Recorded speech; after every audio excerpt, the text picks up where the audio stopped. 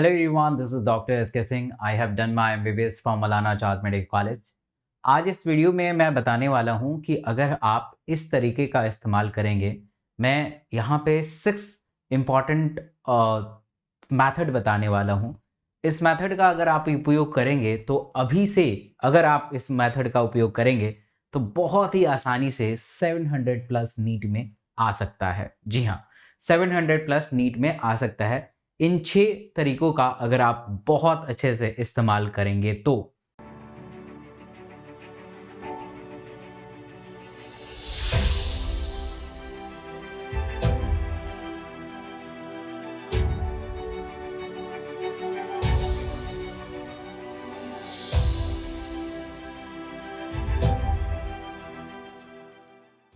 तो नीट में बेहतर स्कोर के लिए 2 इंपॉर्टेंट फैक्ट्स हैं।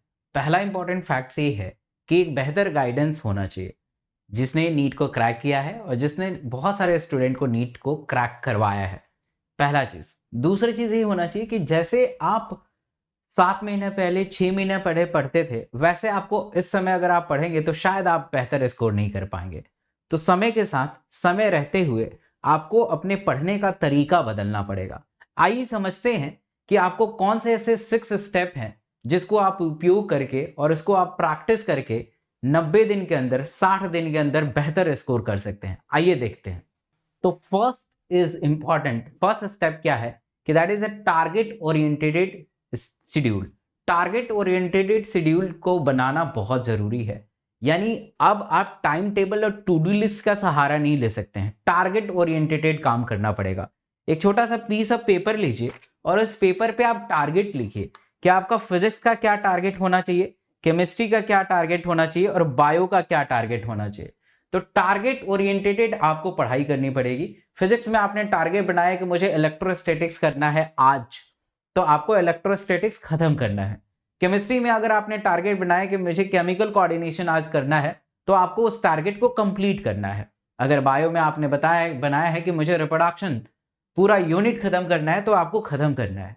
तो ऐसे टारगेट ओरिएंटेड पढ़ाई करनी पड़ेगी और उस टारगेट को बहुत सीरियसली लेना पड़ेगा। ऐसा नहीं कि आपने टारगेट तो बना लिया बट आप सीरियस नहीं है, तो फिर उस टारगेट का कोई फायदा नहीं है। और टारगेट का मतलब क्या है कि तीनों सब्जेक्ट इंपॉर्टेंट है, तीनों सब्जेक्ट आपका होना चाहिए, तब जाके आप उसको बेहतर कर पाएंगे।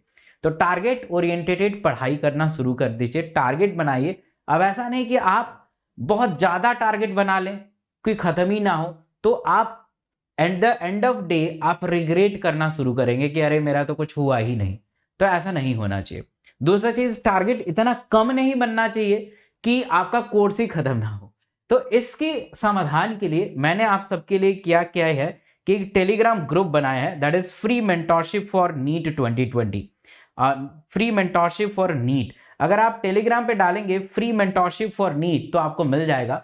और बेहतर ये है कि इस वीडियो के डिस्क्रिप्शन बॉक्स में या इस वीडियो के कमेंट सेक्शन में आपको इसका लिंक मिल जाएगा, उससे जुड़ जाइएगा। मैं डेली टारगेट देता हूं फिजिक्स, केमिस्ट्री, बायो का, ना ही ज्यादा ना ही कम, बिल्कुल अच्छे तरीके से, जिससे आप कंप्लीट कर सके और at the end of day आपको अच्छा महसूस हो सके।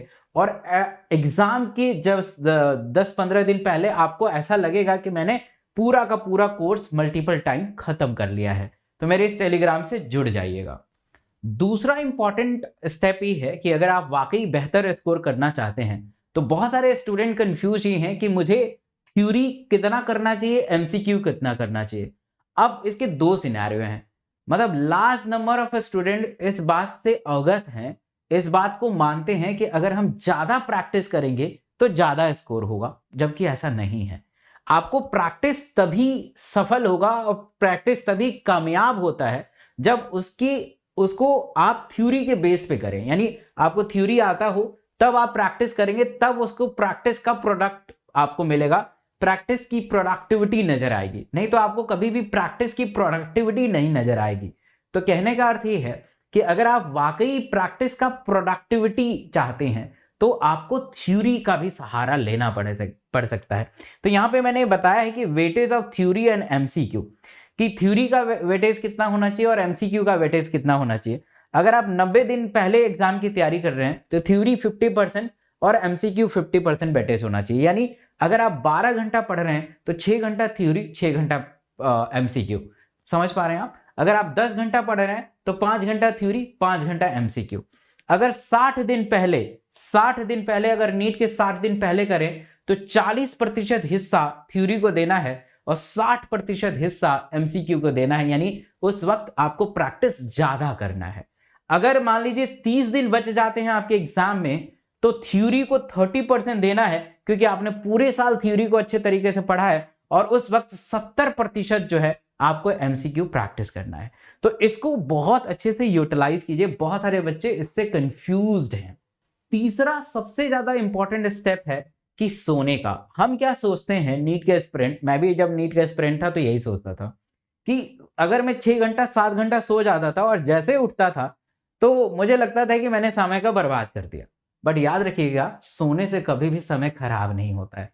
समय तब खराब होता है जब हम जग जाते हैं, फिर हम फोन को उठा लेते हैं, अपने दोस्तों से बतियाने लगते हैं कि तेरा फिजिक्स कितना हुआ, तेरा केमिस्ट्री कितना हुआ, और इसी में हमारा समय खराब हो जाता है। अगर सोचिए कि आपके 10 दोस्त हैं, है ना, या 5 दोस्त हैं, और आप आज के टाइम में 5 मिनट 2 मिनट तो कोई बात होता नहीं है, 5-5 मिनट तो बात चली जाता है, 5 मिनट तो आम है। अगर आप 5-5 मिनट बात करते हैं और 5 ही दोस्त हैं तो 25 मिनट यानी 30 मिनट आपका बर्बाद हो गया। बर्बाद क्योंकि प्रोडक्टिविटी बात करने से होती नहीं है ना। तो 30 मिनट अगर आप अपनी पढ़ाई में देंगे तो मुझे लगता है कि छोटा छोटा चैप्टर तो जरूर रिवाइज कर सकते हैं। तो आपको ये मान के चलना है कि समय बर्बाद सोने से नहीं होता है, समय बर्बाद जगने के बाद होता है।